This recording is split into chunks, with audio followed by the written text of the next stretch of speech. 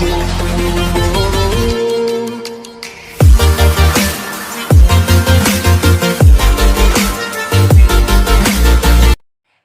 students, now welcome in this session of Cell the Unit of Life.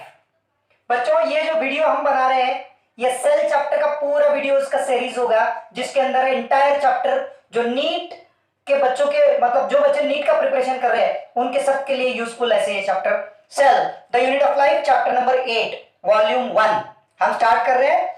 ये chapter में हम पढ़ेंगे an introductory part, cell theories, what is cell, the overview of cell, then about detailed main differentiating points between prokaryotic cell and eukaryotic cell, in detail about the structure of prokaryotic cell, the cell envelope and its modifications and the contents of that prokaryotic cell. Afterwards about eukaryotic cell, endomembrane system in the eukaryotic cell, plant cell, animal cell, all membrane bound cell organelles in plant cell, animal cell, and finally structure and functions of nucleus. तो ये जो topic है chapter है cell the unit of life, ये पूरे biology का base है। यहां से लिविंग वर्ल्ड की शुरुआत होती है। आज से 3300 मिलियंस ऑफ इयर्स एगो सबसे पहला लाइफ पार्टिकल जो ये वर्ल्ड में क्रिएट हुआ, जो आपके ऊपर क्रिएट हुआ, वो था सेल। बहुत इंटरेस्टिंग टॉपिक है बच्चों। पूरा टॉपिक अगर आप पढ़ोगे ना, एक वीडियो 1 से 2 बार देख लोगे ना, आसानी से चैप्टर प्रिपेयर हो जाएगा। So VVIMP topic and chapter cell. अब हम डिटेल में पढ़ते हैं what is cell. Now about cell, तो मैंने क्वेश्चन पूछा था व्हाट इज सेल। बच्चों काफी साल पहले जब बहुत सारे इन्वेस्टिगेशंस और बहुत सारे रिसर्च हो रहे थे तो साइंटिस्ट के दिमाग में एक क्वेश्चन आया, ऐसी कौन सी चीज है, ऐसा कौन सा पार्टिकल है जो लिविंग ऑर्गेनिजम्स की बॉडी में है जिसके कारण लिविंग ऑर्गेनिज्म लिविंग है, और ऐसा कौन सा पार्टिकल जो नॉन लिविंग थिंग्स में नहीं है और लिविंग ऑर्गेनिजम्स में है जिसके कारण वो जिंदा है और उसमें पार्टिकल इसमें नहीं है इसीलिए ये नॉन लिविंग है। Answer to this question is cell. मतलब what is it that is present in the body of living organisms because of which it is living, and what is it that is not found in the non-living things but found in the living organisms? Answer to this question is cell. Another important thing is cell is the unit of life. मतलब life, living organisms, ये अर्थ के ऊपर ये living world में जितने living organisms हैं, all living organisms, amoeba, paramecium, plasmodium, euglena, small algae, fungi, reptiles, birds, mammals, man, dog, cat, bat, rat, all plants, every living organism जो particle से बना है, जो लिविंग सब्सटेंस से बना है, दैट इज कॉल्ड सेल। तो हम यहां पे सेल को डिफाइन कर रहे हैं। What is cell? Cell is defined as the fundamental, structural and functional unit of life. Unit of life. Life का unit है। Unit आपने काफी बार पढ़ा है, units and measurements। अलग अलग कुछ स्केल्स होते हैं, मेजरमेंट्स होते हैं ना, वैसे लाइफ को मेजर करने का, लाइफ जिससे बनती है वो पार्टिकल माने क्या है? Cell. Fundamental, structural and functional unit of life. बच्चों स्ट्रक्चरल मतलब क्या? स्ट्रक्चर। जैसे हम कोई बिल्डिंग बनाते हैं, कोई भी बिल्डिंग आप देख लो, हर बिल्डिंग में जो कंस्ट्रक्शन मटेरियल होता है, जो वॉल होती है, कैसे बनती है? ब्रिक्स से। Bricks, sand and cement. वैसे हर एक लिविंग ऑर्गेनिज्म की जो बॉडी बनती है, जो स्ट्रक्चर बनता है हमारी बॉडी, एंटायर स्ट्रक्चर, कोई भी प्लांट एनिमल की बॉडी जो लिविंग पार्टिकल से बनती है, जो स्ट्रक्चर से बनती है, that is nothing but the cell. That's why it is called structural unit of life. Functional, functions माने जिंदा रहने के लिए जितने इंपॉर्टेंट फंक्शंस है, all this functions are performed by cell. हम बोलते हैं ना हम जिंदा है, आप जिंदा हो? जिंदा हो ना? हाँ, तो मैं क्वेश्चन पूछूंगा, बच्चा तू जिंदा है ना? बोल कहां है तेरी जान? Answer to this question is cell. जिंदगी कहां पे है, जान कहां पे है? सेल। तो जिंदापन का एहसास जो होता है that is in the form of functions. जिंदा रहने का एहसास क्या है? आपको भूख लगती है, प्यास लगती है, that is about nutrition, digestion, absorption, thirst, locomotion, movements, breathing, respiration, circulation, all these things are happening constantly in the body. That is the characteristics of life. तो हर सेल के अंदर ऐसे कैरेक्टर्स होते हैं जिसके कारण वो सेल जिंदा है और सेल के कारण हम जिंदा है। तो पूरी लाइफ कहां पे है, लाइफ के पूरे फंक्शंस कहां पे परफॉर्म होते हैं, सेल के अंदर। That's why it is called functional unit of life. The word cell was discovered by firstly Robert Hooke। Clear? तो फर्स्ट डिस्कवरी है जो एनसीईआरटी में नहीं दी है। It's a first discovery about cell but it was not cell. Cell का, live cell का discovery अलग है, फर्स्ट सेल और वर्ल्ड का डिस्कवरी अलग है, राइट? अब हम थोड़ा इनिशियल इंट्रोडक्टरी पार्ट पे आते हैं in detail about discoveries regarding different factors of cell, right? Robert Hooke take a cork. He made a slice of cork and he observed the cork in microscope. Robert Hooke ने microscope में देखा तो उनको ऐसे honeycomb जैसे बहुत सारे छोटे छोटे रूम्स और पार्टीशंस नजर आए जिसको उन्होंने नाम दिया cell. The word cell is derived from Latin word cellula meaning small compartments, right?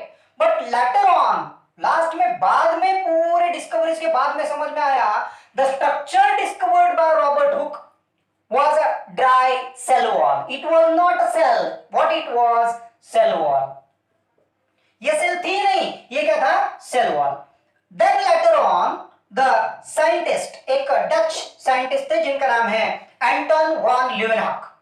Anton van Leeuwenhoek, he pursued microscopy and he discovered the existence of living cells. उन्होंने क्या किया, पानी ड्रॉप ऑफ वाटर लेके slide पे देखा कि पानी के अंदर कुछ तो ऐसे मूवमेंट कर रहा है particle. He discovered the existence of bacteria. He also discovered the existence of RBCs, existence of human sperms. So the first live cell was invented or discovered by Anton van Leeuwenhoek. ध्यान में रखना बच्चों, question का format लगभग same होता है, answers अलग अलग आ जाएंगे। पहला क्वेश्चन आपको पूछेंगे who discovered the first cell.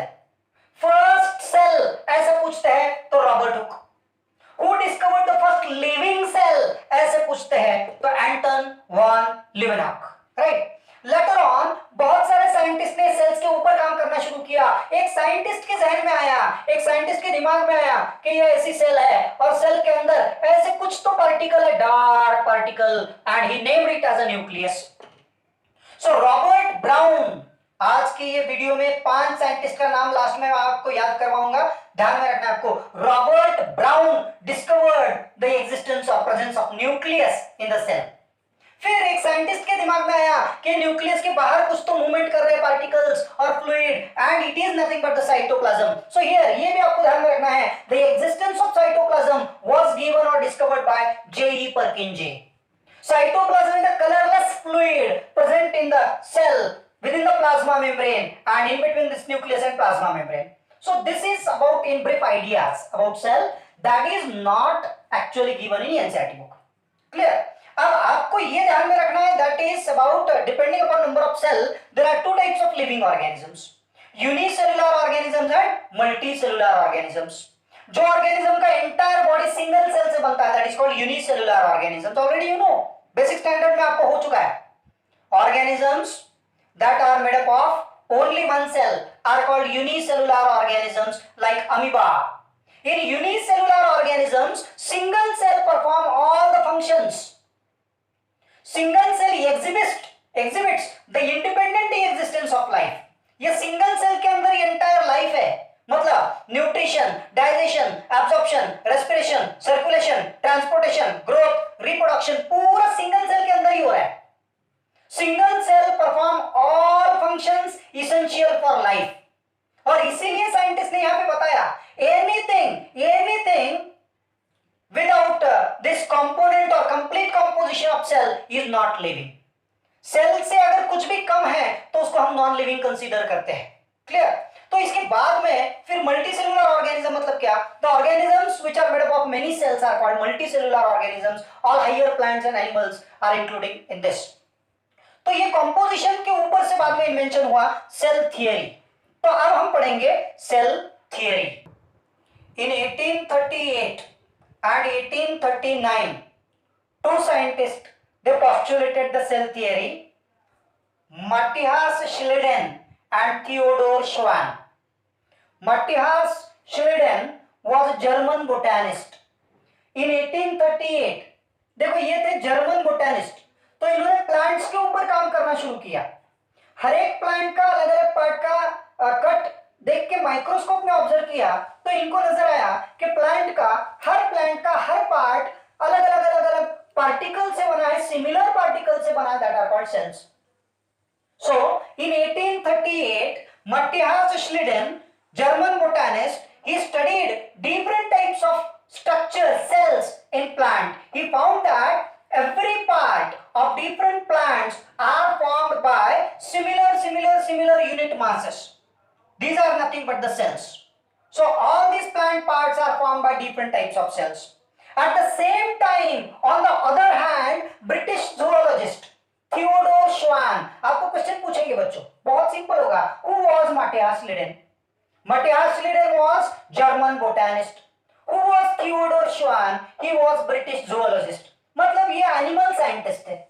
Now, at the same time, उसी टाइम पे इधर ब्रिटिश साइंटिस्ट थियोडोर श्वान ने अलग अलग एनिमल्स के सेल्स पढ़े, एनिमल्स की बॉडी के कट पार्ट्स लिए, स्लाइस लिए, माइक्रोस्कोप में देखे, तो उनको नजर आया कि एनिमल के भी अलग अलग बॉडी पार्ट्स, अलग अलग स्ट्रक्चर, सेम पार्टिकल्स से बने हैं। These are nothing but the sales.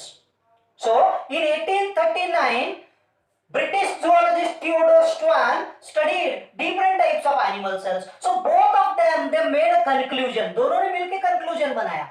Both of them they made a conclusion that all plants, all animals, ये लिविंग वर्ल्ड में जितने प्लांट्स और एनिमल्स है, every living organism is made up of cell and different parts of cells or products of cells. At the same time, ये Theodor Schwann he found different types of animal cells, and he found that the animal cell is bounded by this delimiting structure. Nowadays it is called plasma membrane. On the basis of his studies in plant cell, even though he was an animal scientist, he also studied various plant cells. On the basis of study of plant tissues, he made a hypothesis that the plant cell is bounded by cell wall, but not the animal cell. So he made a hypothesis. किसने? Theodore श्वान ने hypothesis बनाया, एक theorem बनाया, जिसमें उन्होंने लिखा कि presence of cell wall is the unique feature of plant cell. तो प्लांट सेल में सेल वॉल होती है, एनिमल सेल में नहीं। ये किसने बताया? थियोडोर श्वान ने। At the same time, he also made a conclusion and also made a hypothesis and made a theory finally that besides plants and animals, all the living organisms and all the cells are made up of, that means all the plants and animals are made up of cells and products of cells. तो दो main conclusion बनाए इन्होंने। ये living world में जितने living organisms है, all living organisms including plant and animals are made up of cells and products of cells. और दूसरा फीचर बनाया, the fundamental structural and functional unit of life is cell. Every living organism is made up of cell. Exception है फिर भी, बाकी बहुत सारे scientist ने भी इसके ऊपर काम करना शुरू कर दिया। Even though after explaining all these points, this theory was failed to explain about genetic material, to explain how the cell divides, how new cells are formed, and that's why the new hypothesis and new theory and the final shape to this cell theory was given by another scientist, Rudolf Virchow. In 1855, Rudolf Virchow, in his language, Latin language, he explained that omnis cellula is cellula. Cell theory के लिए exception आप ध्यान में रखो, virus. बहुत सारे sales थे जिनमें ये ऐसे न्यूक्लियर मटेरियल और बाकी जेनेटिक मटेरियल के बारे में सेल थियरी ने एक्सप्लेन किया नहीं था, तो उसलिए बाद में पूरे इनोवेटिव आइडियाज ढूंढे 1855 में रुडोल्फ वर्चो ने।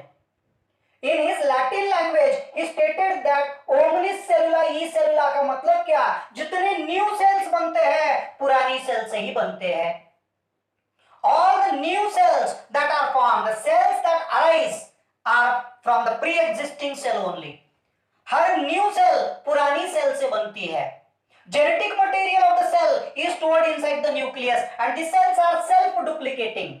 Cell self-duplicating डुप्लीकेटिंग होती है तो उसके जेनेटिक मटेरियल में, न्यूक्लियर मटेरियल में पूरी जेनेटिक इंफॉर्मेशन होती है। पहले न्यूक्लियस का डिवीजन होता है, फिर एक सेल से दूसरी न्यू सेल बनती है। ये पूरा एक्सप्लेन किया रुडोल्फ वर्चो ने। तो फाइनल शेप, पूरा सेल थियरी को फाइनल शेप और पूरा मॉडर्न वर्जन किसने बनाया? रुडोल्फ वर्चो ने। देखो क्वेश्चन का फॉर्मेट सेम है, दिखने में फर्स्ट लाइन में क्वेश्चन सेम दिखता है, आंसर बदल जाएंगे।